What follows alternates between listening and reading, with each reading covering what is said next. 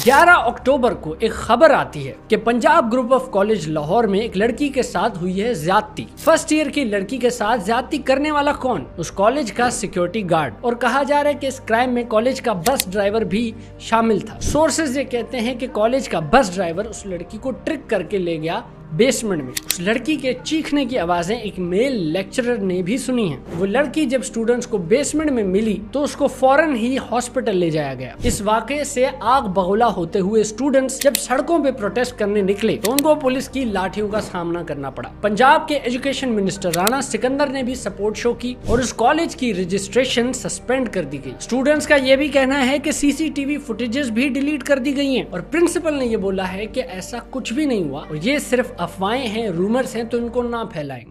किसी भी प्लेटफॉर्म पर नहीं आएंगे तो सड़कों पर आपको इंसाफ नहीं मिलेगा मेरे बच्चे। पहली बात कि ऐसा हुआ ही कुछ नहीं है।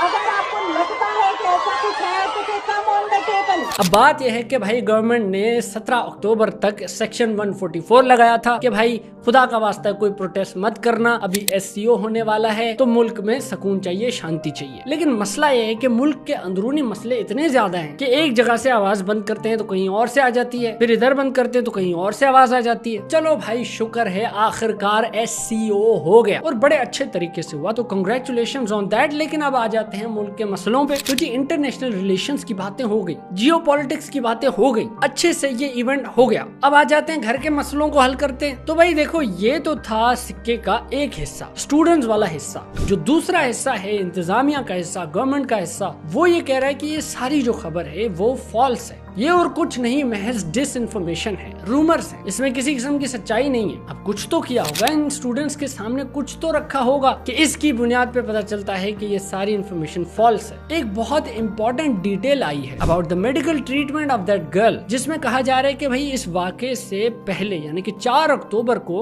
ये लड़की एक प्राइवेट हॉस्पिटल में एडमिटेड थी। कि वो 2 अक्टूबर को पाँव में चोट लगने से मुंह के बल गिरी थी। सांस लेने में शदीद तकलीफ के बायस 4 अक्टूबर को निजी अस्पताल के ICU मुंतकिल किया गया। ज्यादती की झूठी खबर फैलाने वालों के खिलाफ कार्रवाई की जाए। 8 दिन वो एडमिटेड रही और MRI स्कैन से पता चला कि उसको कोई बैक इंजरी थी, तो बस वो अपनी बैक इंजरी की वजह से बेहोश हो गई और गिर गई। FIA ने 7 मेंबर की कमेटी बनाई इस मसले को इन्वेस्टिगेट करने के लिए कि ये डिसइंफॉर्मेशन फैलाई किसने, ये कौन सी मिस्ट्री मूवी चल रही है, समझ नहीं आ रहा। और सोने पे सुहागा, लड़की का बाप भी सामने आ गया मीडिया के और उसके वालिद ने भी आके यही बोला है कि लड़की को तो कुछ हुआ ही नहीं है, उसको तो बैक इंजरी है, इस वजह से वो गिर गई थी। तो ये सारी जो प्रोटेस्ट हो रही है, सारी जो आवाज लोग उठा रही है, सारी बेमाना है और ये मत करें। ये प्रोपोगंडा किया जा रहा है कि मतलब हमारी बच्ची का नाम लिया जा रहा है। इसमें कोई ऐसी चीज़ नहीं है कि हमारी बच्ची घर पे एक इंसिडेंट मतलब हुआ है कि पाँव स्लिप होने की वजह से वो गिरी हैं, तो उनको बैकबोन पे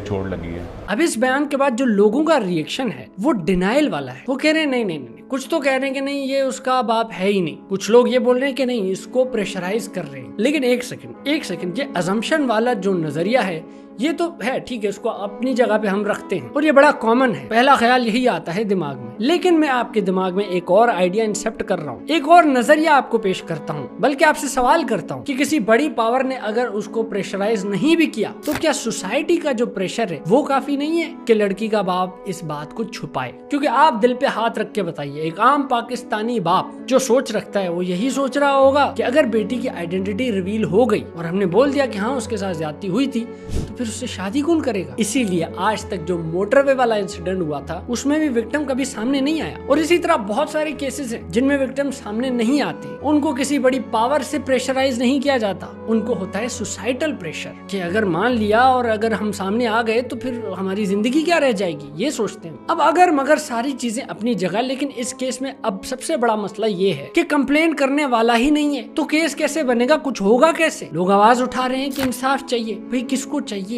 वो सामने तो आए। ये इस केस का डिलेमा बन चुका है। अब जो होगा सो होगा, लेकिन ये केस हमारे लिए बड़े सवाल छोड़ के जाता है, हमें सोचने पे मजबूर भी कर देता है। लड़कियों से हुई ज्यादती वाले केसेस में बहुत सारे लोग ये कहते हैं कि इसका परमानेंट हल ये है कि मुजरिमों को पब्लिकली हैंग कर दो, टंगा दो उनको, और उससे डर फैलेगा और जब डर फैलेगा तो सब सही हो जाएगा। देखा, अब मैं यहाँ पे कोई ह्यूमन राइट्स वाली किताब लेके नहीं आऊंगा भाई, टंगा लो, कर लो शौक अपना पूरा टंगा लो, लेकिन एक चीज याद रखें कि जब किसी दरिंदे को डरा के उसको टेम किया जाए तो वो टेम हो जाता है, लेकिन फिर भी वो रहता दरिंदा ही है। हमें मुआशरे में डरे हुए दरिंदे भी नहीं चाहिए, हमें दरिंदे चाहिए ही नहीं, इंसान बनाना है। देखिए, हमें रूट्स में जाके सोच बदलनी पड़ेगी कि बुरा काम इसलिए नहीं करना क्योंकि वो बुरा काम है, इसलिए नहीं कि मुझे फेंटी पड़ेगी। डर से मसला हल ये हो जाता है, लेकिन इसकी रूट्स में जाके अगर हम इसको खत्म करेंगे तो फिर हमें लोगों की सोच बदलनी पड़ेगी, हमें सोच पे काम करना पड़ेगा